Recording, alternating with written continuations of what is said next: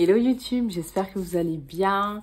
Aujourd'hui, j'avais envie de faire cette vidéo pour rendre un hommage à Michel Audin qui nous a quittés le 19 août dernier.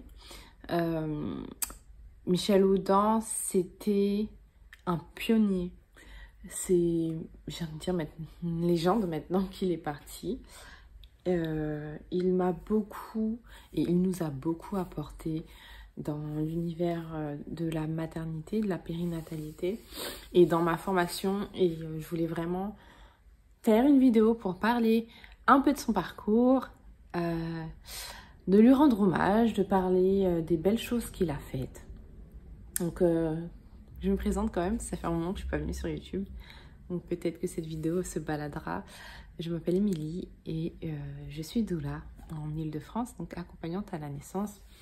Et donc Michel Audin, quand j'ai appris son décès, je l'ai appris dans un de mes groupes de doula parce que Michel Audin il fait des transmissions, que j'en parlerai un peu après.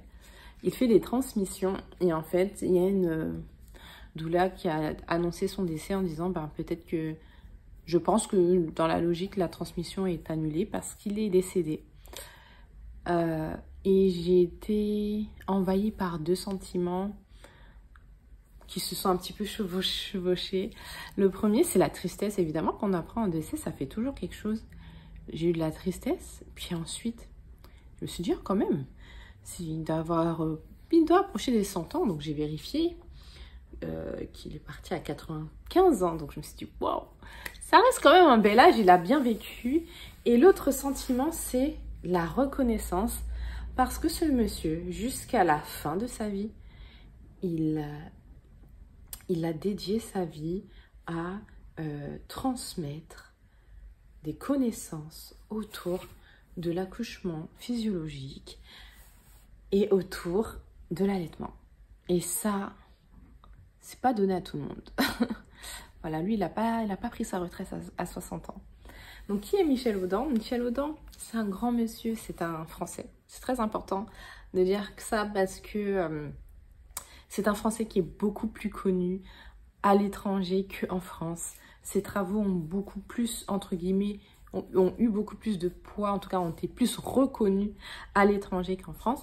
Alors, c'est un chirurgien obstétricien. Comment il a été connu? C'est dans les années 60. Dans les années 60, il a été le directeur de la maternité Pithiviers. Donc, c'est une des maternités très très connues dans le monde. Tout simplement parce que dans cette maternité-là, il a voulu expérimenter l'accouchement physiologique. Donc, vraiment proposer aux femmes, qui le souhaitaient évidemment, proposer aux femmes d'accoucher en respectant la physiologie de leur corps, en respectant la physiologie de la naissance et notamment avec les accouchements dans l'eau, certainement une des premières maternités. Alors déjà en France, c'est quasiment sûr, mais voilà, j'ai envie de dire dans le monde plus ou moins, en tout cas c'est vraiment la maternité qui a popularisé, qui a propulsé les accouchements dans l'eau. Si aujourd'hui tu as accouché dans l'eau, ta cousine a accouché dans l'eau, si tu souhaites accoucher dans l'eau, il y a de fortes chances que toutes les personnes qui sont autour de ce processus ont été influencées de près ou de loin par Michel Audin. Toutes les structures ont été influencées par Michel Audin. Et franchement, ça, c'est pas rien. Et donc, du coup, pour continuer un petit peu dans son histoire, il est parti à Londres. Je pense dans les années 80, mais peut-être que ce serait intéressant que je vérifie. Mais je pense que dans les années 80, oui, voilà. Parce qu'il était à l'hôpital de Pithiviers de 1962 à 1985, justement. Et il est parti à Londres. En France, ça se passait pas forcément hyper bien, comme je l'ai dit. Il est beaucoup plus reconnu à l'étranger que chez lui. Et donc, du coup, c'est en France, c'est à Londres qu'il est décédé d'ailleurs, parce que c'est là qu'il a finalement fini sa vie, fait une grande partie de sa vie, où il a travaillé notamment avec Liliana Leimers, qui est une doula, je pense bien, si je ne me trompe pas, avec qui il a travaillé jusqu'à la fin de sa vie, car avec elle, finalement, il s'est transformé un petit peu en sage-femme, parce qu'il l'accompagner des accouchements à domicile à Londres. Et il était accompagné de Liliana Lamers. Je suis désolée pour mon anglais. Et d'ailleurs, c'est avec cette même femme qu'il a créé une transmission. Justement, c'est la transmission dont je vous parlais en début de vidéo. Et c'est une transmission que j'ai eu l'honneur de recevoir au tout début de ma carrière de doula. Donc, il y a plus de 5 ans, c'était en 2019, donc ça va faire 6 ans. Et ça a été d'ailleurs... j'ai fait cette transmission avant même d'être doula. Et je pense que de toutes les transmissions, formations, etc. que j'ai pu recevoir, c'est celle qui m'a marqué le plus et qui m'a marqué à jamais. C'était une transmission sur la physiologie de la naissance. C'était sur plusieurs jours. Donc j'ai eu la chance de le rencontrer, de pouvoir acheter mes livres auprès de lui parce qu'il est auteur, j'en parlerai après, de pouvoir voilà, discuter, poser des questions. Donc du coup à Michel et à Liliana, et c'est une pépite, c'est une transmission que j'ai souvent recommandée aux futurs doulas. Et si je ne me trompe pas, c'est une transmission qui est faite pour les doulas et les sages-femmes, mais qui est ouverte au public. Il y avait des femmes qui étaient juste des futures mamans qui voulaient s'informer. Et c'est vraiment une très très bonne, très très belle transmission. Je ne sais pas du coup ce qu'il adviendra de cette transmission, si Liliana elle continuera sans lui. Mais vraiment, il a fait un travail remarquable, Michel, avec tout ça.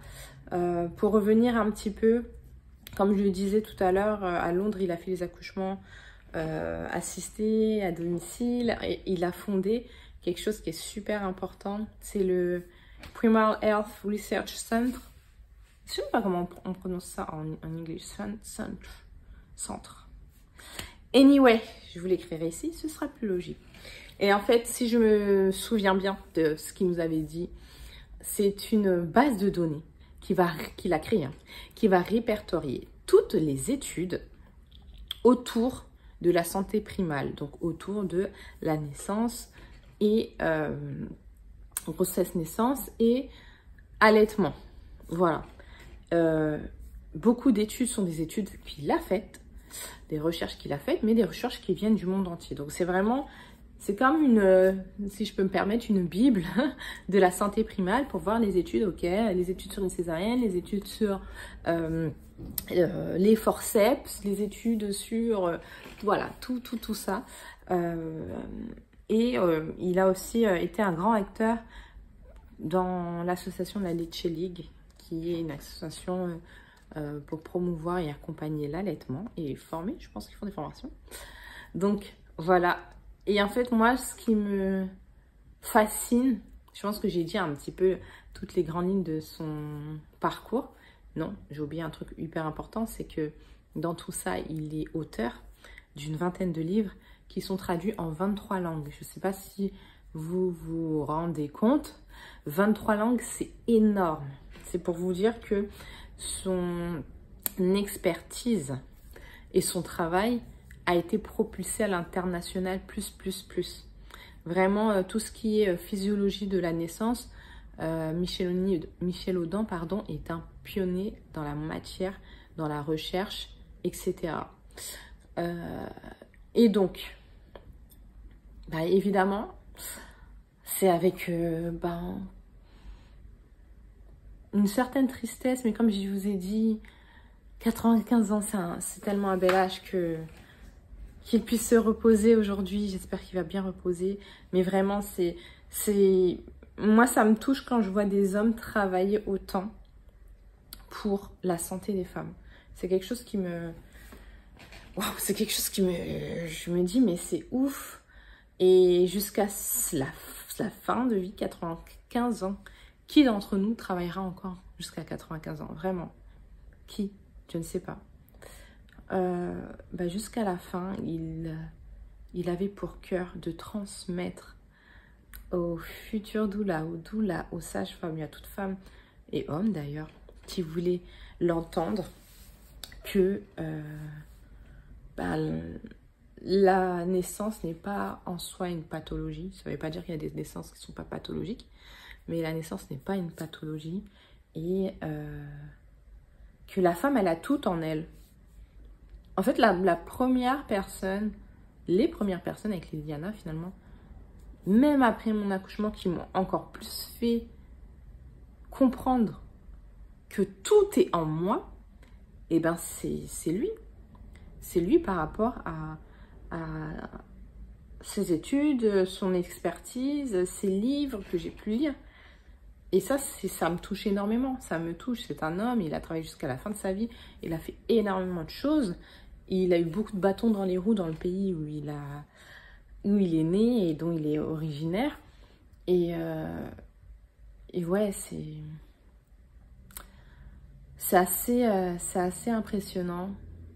Moi, ça me fascine parce que je sais pas, déjà, je ne sais pas combien d'années je vais vivre, mais je me demande combien d'années je serai passionnée pour la naissance et pour transmettre et accompagner les femmes comme je le fais aujourd'hui.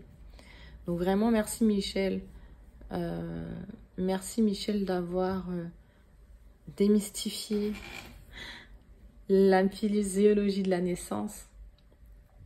Et il y a une chose qu'il avait dit qui m'a marquée, c'est qu'il disait une bonne sage-femme, c'est une sage-femme qui se pose dans un coin, qui fait du tricot. Voilà. Tout simplement parce que accompagner la naissance, la meilleure façon de ne pas accompagner la naissance, et je pense qu'il l'avait dit aussi, c'est de ne pas l'entraver. Voilà. C'est d'être juste là, discret. Parce que la femme, elle sait faire. Ouais. Et je pourrais dire plein d'autres choses, mais je voulais pas forcément que la vidéo soit longue. Je voulais pas que la vidéo soit longue. Je vais quand même vous montrer les livres que j'ai. Rapidement. J'en ai 4. J'en avais acheté que 4. La naissance et l'évolution de l'Homo sapiens. C'est un des derniers qu'il a fait. En tout cas, bon. Ouais, là, il y a 5 ans et je crois qu'il venait de sortir il n'y a pas si longtemps que ça. Ouais, ok. Janvier 2017. Peut-être qu'il en a fait d'autres entre-temps. J'avoue, je sais pas. Césarienne, question, enjeu et effet. J'ai beaucoup aimé ce livre. L'amour scientifié. Donc, les fondements biologiques de l'amour, pardon. Et le bébé est un mammifère, qui est un livre que je recommande à toutes les femmes qui sont enceintes et qui veulent comprendre l'accouchement, qui veulent comprendre qu'est-ce qui se passe dans leur corps. C'est un petit livre, il est très très facile à lire. Moi je l'ai lu, je pense, en 2-3 jours. Une pépite. Mais je pense que, vous me direz ce que vous en pensez. Mais j'aimerais bien faire une chronique sur des livres sur mon YouTube. Voilà, je sais pas. Vous me direz ce que vous en pensez. En tout cas, je vais finir cette vidéo. Je voulais pas qu'elle soit trop longue. Encore merci à Michel Audin pour les travaux. Merci à toutes les personnes qui l'ont accompagné, qui l'ont soutenu. Mes sincères condoléances à sa famille et ses amis, évidemment. Et il faut parler de lui parce que la lumière qu'il a ouverte dans le tunnel, elle doit rester allumée. Et s'il a autant travaillé jusqu'à son dernier souffle, c'est pas pour que demain on oublie ses travaux. On peut pas oublier ses travaux, on peut pas oublier tout ce qu'il a apporté au domaine primal, à la santé primale. On peut pas oublier ça. Voilà. C'est pour ça que je fais cette vidéo, pas forcément préparée, pour celles et celles qui me connaissent. J'aime bien me poser et juste filmer. Et voilà, je pense que je ferai un peu plus de vidéos comme ça sur l'actualité, etc. Voilà. On se voit dans une prochaine vidéo. Prenez soin de vous.